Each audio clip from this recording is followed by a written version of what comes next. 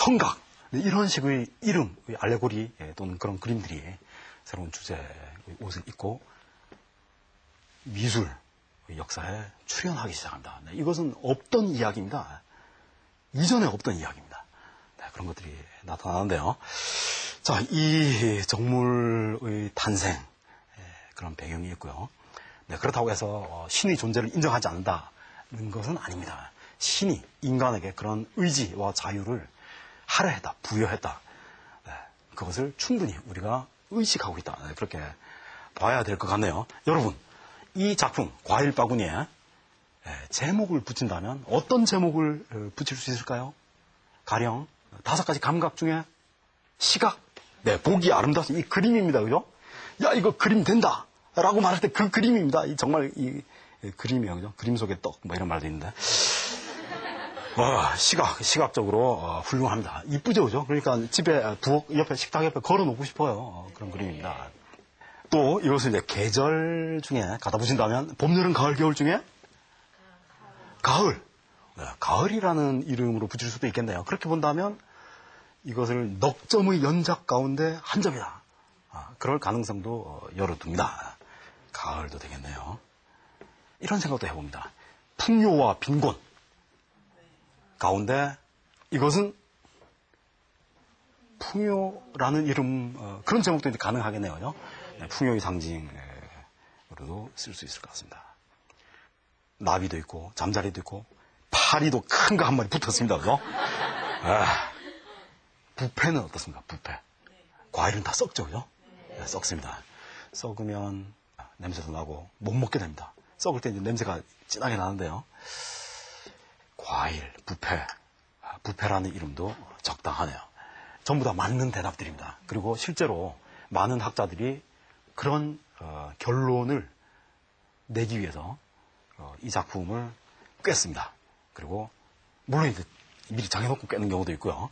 그리고 꿰고 나서 그런 결론에 도달하는 경우도 있는데 어쨌든 이제 그런 식의 주장들이 모두 다 나왔습니다.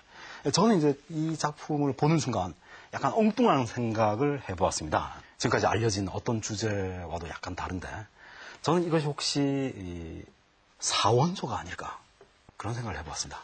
자, 그러면 여러분 일단 이제 제 생각에 동의한다고 이제 강조를 하고요, 그죠? 사원소, 사원소 이제 중요하죠, 그죠? 엠페도클레스 이후에 큰 우주와 작은 우주, 인간을 구성하고 해체하는 어떤 모든 변화, 그를 이끌어내는 그 동인으로서 가장 중요한 요소로서 4가지의 지수, 화, 풍, 4가지입니다. 물, 불, 바람, 흙. 자, 여기서 바람을 한번 찾아볼까요? 바람의 모티프가 있나요? 그렇습니다. 나비, 잠자리, 파리, 날개 달린 건 다 바람입니다. 그죠? 네, 훌륭하고요. 그러면 흙을 한번 찾아봅시다. 흙이 있나요? 흙에서 뿌리를 받고 일구어낸 흙의 선물들이죠. 그죠? 네, 여기 있는 것은 모두 흙의 선물들입니다. 그리고 씨앗들은 다시 흙으로 돌아가게 됩니다. 네, 흙 찾았고요. 물을 한번 찾아봅시다. 물. 좋습니다. 과즙. 네, 과즙도 역시 물이죠. 그죠? 네, 그거를 물이 아니라고 할 수는 없습니다. 그렇지만 저는 왼쪽 아래에 보이는 조개 껍데기들. 네, 이 조개 껍데기들이 산에서 왔습니까? 바다에서 왔습니까? 그러네요. 자, 그러면 지수, 화풍, 불만 빼고 이제 다 찾았습니다. 자, 여기서 이제 불을 찾아봅시다. 나무까지 라이터 붙이면 불 탑니다. 그죠? 네, 그거는 약간의 비약이고요. 익은 과일, 햇살. 좋습니다. 선생님 대단하고요. 불의 상징, 해, 태양. 물론 맞는 대답입니다.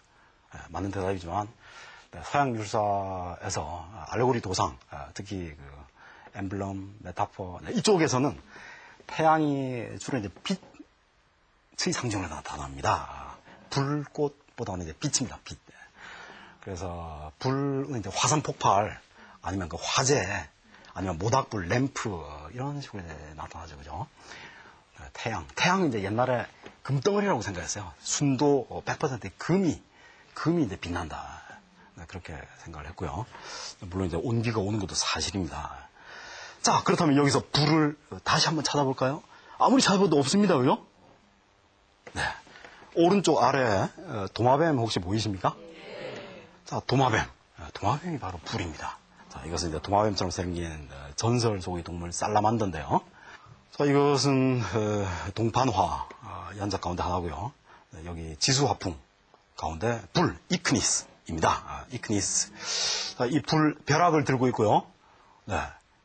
머리에서 불꽃이 태양처럼 이제 피어나고 있고 뒤쪽에 번제 제물을 바치는 할아버지가 보이고 화산이 튀어나오고. 자, 그런데 이 도마뱀을 발로 밟고 있습니다. 이 도마뱀이 바로 살라만더라고 하는 불을 상징하는 동물입니다.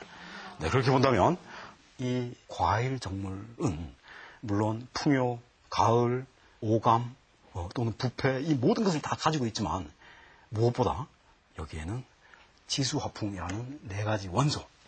지수화풍은 어떤 삶과 죽음 그리고 새로운 삶의 어떤 변형, 변화, 변모를 주제하는 하나의 동인으로서의 원리입니다. 네, 그렇게 본다면 이것은 만약에 부패라고 본다면 부패 그것은 끝이 아닙니다. 부패가 나와서 그 씨앗, 새로운 생명을 싹 틔울 수 있는 새로운 동기로서의 부패가 되겠죠, 그죠? 네, 그렇게 본다면 이 작품 썩어가는 냄새와 더불어 새로운 희망의 메시지를 던져준다. 이렇게도 읽을 수 있겠네요. 좋습니다. 정물화는 언제 탄생을 했을까요? 거기에 대해서 우리가 답을 알지 못합니다. 그러나 최초의 기록은 가지고 있죠. 로마 시대 건축가이자 건축 이론서를 쓰기도 했던 그 비트루비우스의 건축 십서를 보면 제 6권에 이런 대목이 쓰여져 있습니다. 고대 그리스인들은 손님을 아주 접대를 잘했다고 합니다. 옛날에는 우리가 이제 기록들을 보면 손님 한 번 오면 기본이 1년입니다. 1년 동안 밥 먹고 가는 거예요, 이 사람들이. 뭐 1년 있다가 이제 또 집에 가려고 그러면 좀 더 쉬다 가시죠. 그러면 반년은 또 더 있습니다. 그래서 손님 접대를 아주 융숭하게 했는데 그런데 매일 그 밥을 차려서 드릴 수가 없습니다. 그죠? 그래서 손님이 오면 일단 헛간을 개조해가지고 이제 따로 게스트하우스를 만듭니다. 장기 체류를 위해서요. 그리고 부뚜막을 걸고 음식 재료를 챙겨다 줬는데 밭에서 무라든지 닭이라든지 뭐 이런 생선 대추야자도 보이고요. 뭐 맛있는 거 많이 있네요, 그죠? 이런 것들을 음식 재료를 이제 소쿠리에 담아가지고 갖다 줬다고 합니다. 그러면 이제 각자 자기